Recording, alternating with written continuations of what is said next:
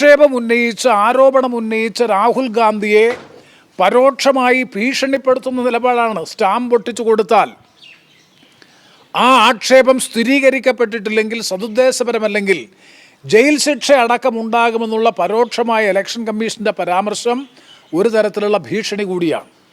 ഈ നിലയാണ് election commission തുടരുന്നതെങ്കിൽ, ഏകപക്ഷീയമായ നിലപാട് സ്വീകരിച്ചുകൊണ്ട് BJPക്ക് അനുകൂലമായി വോട്ട് മോഷണം ഉൾപ്പെടെയുള്ള നടപടികളെ പിന്തുണയ്ക്കുന്ന സമീപനമാണ് ഇലക്ഷൻ കമ്മീഷൻ സ്വീകരിക്കുന്നത് എന്നുണ്ടെങ്കിൽ, ഇലക്ഷൻ കമ്മീഷനെ ഇംപീച്ച് ചെയ്യാനുള്ള അധികാരം പാർലമെൻറ്റിനുണ്ട്.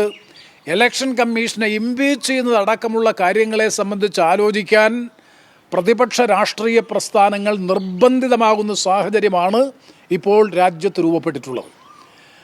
കാരണം ഗൗരവതരമായി ഉന്നയിക്കപ്പെട്ടിട്ടുള്ള ആക്ഷേപങ്ങൾ അന്വേഷിക്കാൻ തയ്യാറല്ല എന്ന് മാത്രമല്ല, ആരോപണങ്ങൾ ഉന്നയിച്ചയാളിനെ പരോക്ഷമായി രാഹുൽ ഗാന്ധിയെ ഭീഷണിപ്പെടുത്തുന്ന സ്വരത്തിലാണ് ഇലക്ഷൻ കമ്മീഷൻ മറുപടി നൽകുന്നത്. അതുകൊണ്ട് ഞങ്ങൾ ഈ അവസരത്തിൽ ആവശ്യപ്പെടുന്നത്, ആദ്യം ഇത് പാർലമെൻറ്റിൽ ചർച്ച ചെയ്യാൻ തയ്യാറാകുന്നില്ല. സാങ്കേതിക കാരണങ്ങൾ ഉന്നയിച്ചുകൊണ്ടാണ് കേന്ദ്ര ഇലക്ഷൻ കമ്മീഷൻ്റെ കാര്യം ചർച്ച ചെയ്യാൻ കഴിയില്ല എന്ന് ഗവൺമെൻറ് അവകാശവാദം ഉന്നയിക്കുന്നത്. പാർലമെൻറ്റ് പാസ്സാക്കിയിട്ടുള്ള 1950 ജനപ്രാതിനിധ്യ നിയമത്തിൻ്റെ 21-ാം വകുപ്പനുസരിച്ചിട്ടാണ് ഇലക്ടറൽ റോൾസ് പുനഃപരിശോധിക്കുന്നത്, റിവൈസ് ചെയ്യുന്നത്. ആ ഒരു നടപടി പാർലമെൻറ്റിൽ ചർച്ച ചെയ്യാതെ എവിടെയാണ് ചർച്ച ചെയ്യാൻ കഴിയുന്നത്? ഭരണഘടനയിൽ കൃത്യമായി തന്നെ പറഞ്ഞിട്ടുണ്ട്, സെൻട്രൽ ഇലക്ഷൻ കമ്മീഷൻ്റെ കോണ്ടക്റ്റ് ഉൾപ്പെടെയുള്ള കാര്യങ്ങളെ സംബന്ധിച്ച് ചർച്ച ചെയ്യാം. പക്ഷേ ഒരിക്കലും ഇലക്ഷൻ കമ്മീഷൻ്റെ ബിഹേവിയർ ഒരു ഇംപീച്ച്മെൻറ്റ് മോഷൻ അല്ലാതെ ഇലക്ഷൻ കമ്മീഷൻ്റെ മിസ്ബിഹേവിയറിനെ സംബന്ധിച്ചോ മറ്റു കാര്യങ്ങളെ സംബന്ധിച്ചോ ആക്ഷേപം ഉന്നയിക്കാൻ പാടില്ല.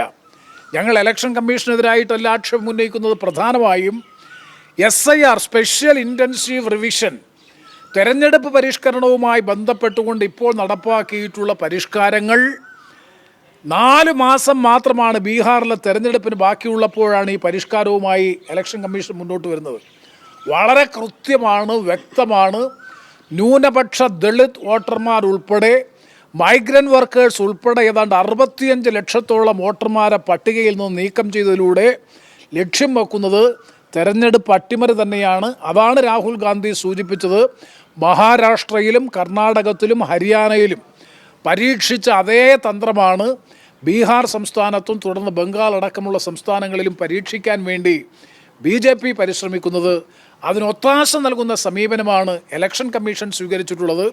അതുകൊണ്ടാണ് ഞാൻ ആവർത്തിച്ച് പറയാൻ ആഗ്രഹിക്കുന്നു, ഈ രൂപത്തിൽ ഏകപക്ഷീയമായ നിലപാട് സ്വീകരിക്കുന്ന സമീപനം ഉണ്ടായാൽ പ്രതിപക്ഷത്തെ വിശ്വാസത്തിലെടുക്കാൻ രാജ്യത്തെ അംഗീകൃത ജനാധിപത്യ രാഷ്ട്രീയ പ്രസ്ഥാനങ്ങളായ പ്രതിപക്ഷ രാഷ്ട്രീയ പ്രസ്ഥാനങ്ങളെ വിശ്വാസത്തിലെടുക്കാനും അവർ പറയുന്നത് മുഖവിലയ്ക്കെടുക്കാനും കേന്ദ്ര ഇലക്ഷൻ കമ്മീഷൻ തയ്യാറാകാതെ വരുന്ന പക്ഷം കേന്ദ്ര ഇലക്ഷൻ കമ്മീഷനെ ഇംപീച്ച് ചെയ്യുന്നതടക്കമുള്ള കാര്യങ്ങളെ സംബന്ധിച്ച് ആലോചിക്കാൻ ഇന്ത്യൻ പ്രതിപക്ഷം നിർബന്ധിതമാകുന്ന ഒരു സാഹചര്യത്തിലേക്കാണ് കാര്യങ്ങൾ നീങ്ങുന്നത്.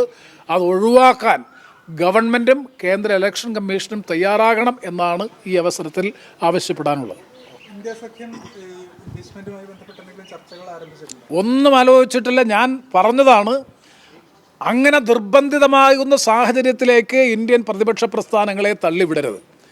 ഞങ്ങൾ വളരെ ആദരവോടെ ബഹുമാനത്തോടു കൂടിയാണ് കേന്ദ്ര ഇലക്ഷൻ കമ്മീഷനെ കാണുന്നത്. പക്ഷേ കേന്ദ്ര ഇലക്ഷൻ കമ്മീഷൻ്റെ ഓരോ പ്രതികരണങ്ങളും ഏകപക്ഷീയമാണ്, പക്ഷപാതപരമാണ്. ഒരിക്കലും ഒരു സുതാര്യവും ജനാധിപത്യപരവുമായിട്ടുള്ള തെരഞ്ഞെടുപ്പ് നടത്തുന്നതിന് അനുകൂലമായിട്ടുള്ള നിലപാടല്ല ഇലക്ഷൻ കമ്മീഷൻ്റെ ഭാഗത്തുനിന്ന് ഉണ്ടാകുന്നത്. അതാണ് ഞാൻ സൂചിപ്പിച്ചത്. ഇത്രയും ഗൗരവതരമായ ആക്ഷേപം രാജ്യത്തെ പ്രതിപക്ഷ നേതാവാണ്, അംഗീകൃത പ്രതിപക്ഷ നേതാവ് ഉന്നയിച്ചു കഴിഞ്ഞതിന് ശേഷം പോലും ആ കാര്യത്തിൽ ഒരന്വേഷണം, പ്രാഥമികമായ പരിശോധന. 80 വോട്ട് ഒരു സ്ഥലത്ത്, ഒരു മുറി മാത്രമുള്ള ഒരു കെട്ടിടത്തിൽ 80 വോട്ട് ചേർത്തുവെങ്കിൽ 24 മണിക്കൂറിനുള്ളിൽ അന്വേഷിച്ച് നിജസ്ഥിതി ബോധ്യപ്പെട്ട BLOയെ നടപടി സ്വീകരിക്കാമല്ലോ, ബൂത്ത് ലെവൽ ഓഫീസറെ. അങ്ങനെ ഒരു 100 പേർക്കെതിരായി നടപടി സ്വീകരിച്ചാൽ ഭാവിയിൽ ഒരു ഉദ്യോഗസ്ഥനും ഈ രൂപത്തിൽ കള്ള വോട്ട് ചേർക്കാൻ തയ്യാറാകില്ല. അത് ചെയ്യുന്നതിന് പകരം താങ്കൾ അഫിഡവിറ്റിനോടൊപ്പമുള്ള ആപ്ലിക്കേഷൻ സബ്മിറ്റ് ചെയ്ത് കഴിഞ്ഞാൽ അത് പരിശോധിക്കാമെന്നും, പരിശോധിക്കുമ്പോൾ സതുദ്ദേശപരമല്ലാതെയാണ് അപേക്ഷ നൽകിയതെങ്കിൽ ജയിൽ ശിക്ഷ അടക്കം അനുഭവിക്കേണ്ടി വരുമെന്നും പറയുന്നത് തെരഞ്ഞെടുപ്പ് കമ്മീഷൻ പരോക്ഷമായി ആരോപണം ഉന്നയിക്കുന്നവരെ, ആക്ഷേപം ഉന്നയിക്കുന്നവരെ ഭീഷണിപ്പെടുത്തുന്നതാണ്. അത് ശരിയല്ല. അതുകൊണ്ട് കേന്ദ്ര ഇലക്ഷൻ കമ്മീഷൻ അടിയന്തരമായി ഉന്നയിക്കപ്പെട്ട ആക്ഷേപങ്ങളെ സംബന്ധിച്ച് സമഗ്രമായ അന്വേഷണത്തിന് തയ്യാറാകണം.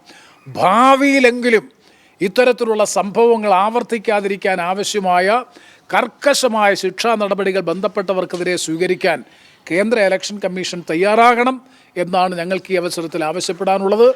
BJPയും ഗവൺമെൻറ്റും സ്പെഷ്യൽ ഇൻറ്റൻസീവ് റിവിഷൻ ബീഹാറിലെ തെരഞ്ഞെടുപ്പ് പട്ടികയുമായി ബന്ധപ്പെട്ട് ഉയർന്നു വന്നിട്ടുള്ള ആക്ഷേപം സഭയിൽ ചർച്ച ചെയ്യാൻ തയ്യാറല്ല എന്ന് പറയുന്നത് തന്നെ ഗുരുതരമായ ക്രമക്കേടുകൾ വോട്ടർ പട്ടികയിൽ കടന്നുകൂടിയിട്ടുണ്ട് എന്നുള്ളത് കൊണ്ടാണ് ഒരു ചർച്ചയ്ക്ക് പോലും കേന്ദ്ര ഗവൺമെൻറ് സഭയിൽ തയ്യാറാകാത്തത്.